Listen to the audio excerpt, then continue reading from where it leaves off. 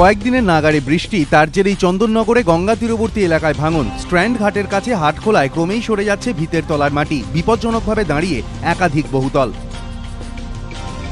বাড়ির দুটি গেটের মধ্যে একটি ওপরে থাকলেও আরেকটি গেট কিন্তু ধসে নিচে নেমে চলে এসছে এবং এই দ্বিতীয় গেটটি এতটাই নিচে নেমে চলে এসছে যা দেখলেই আন্দাজ করা যায় ধসের ভয়াবহতা।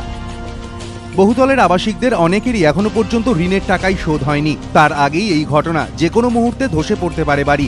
কোনো রকমে বালির বস্তা ও শালকুটির ঠেকনা দিয়ে বহুতল বাঁচিয়ে রাখার চেষ্টা, আতঙ্কে আবাসনের বাসিন্দারা। বিপদ মানে তো বিশাল বিপদ হচ্ছে কথা।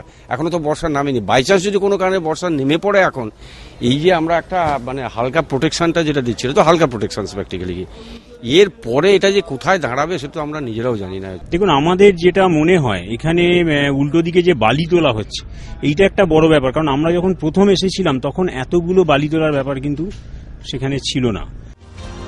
আবাসনের বাসিন্দাদের এই অসহায় অবস্থার মধ্যেও স্থানীয় তৃণমূল কাউন্সিলর ও বিধায়ক অশোক সাউয়ের মন্তব্য, গঙ্গার হাওয়া খাওয়ার জন্য যারা এখানে ফ্ল্যাট কিনেছেন দায় তো তাদেরই।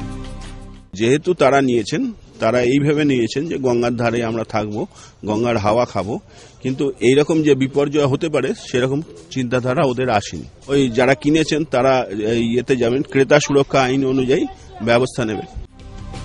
হাওয়া খাওয়ার দোষ নাকি বেআইনি নির্মাণের খেসারত, শুরু রাজনৈতিক চাপানুতোর। অশোক সাউয়ের দাবি, বহুতলগুলি তৈরি হয়েছে বাম পুর বোর্ডের আমলে। তৎকালীন মেয়র অমিয় দাসের পাল্টা অভিযোগ, গঙ্গার ওপারে উত্তর 24 পরগনার ভাটপাড়ায় তৃণমূল বিধায়ক অর্জুন সিংহের ঘনিষ্ঠরা বেআইনিভাবে নদীর পাড় থেকে বালি তুলছে, তার প্রভাব পড়ছে এপারেও। মানে ওপারের অর্জুন সিংহের দলবল যারা আছে তারা প্রতি মুহূর্তে আনলাইসেন্স ইললিগালি ড্রিলিং করে যাচ্ছেন। প্রচুর বালি একেবারে লরি করে এভরিডে এই দুপাড়ের থেকে তুলে নিয়ে চলে যাচ্ছে। কি হবে? প্রকৃতির সঙ্গে যুদ্ধ। তখন ছিল সিপিএম এর বোর্ড, পৌর বোর্ড ছিল সিপিএম এর, এবং এখানকার এমএলএ ছিল সিপিএম এর, এবং এমপি ছিল সিপিএম এর, সবই সিপিএম এর ছিল। তাদেরই দেখা উচিত ছিল, তাদেরই এটা আটকানো উচিত ছিল বা বারণ করা উচিত ছিল।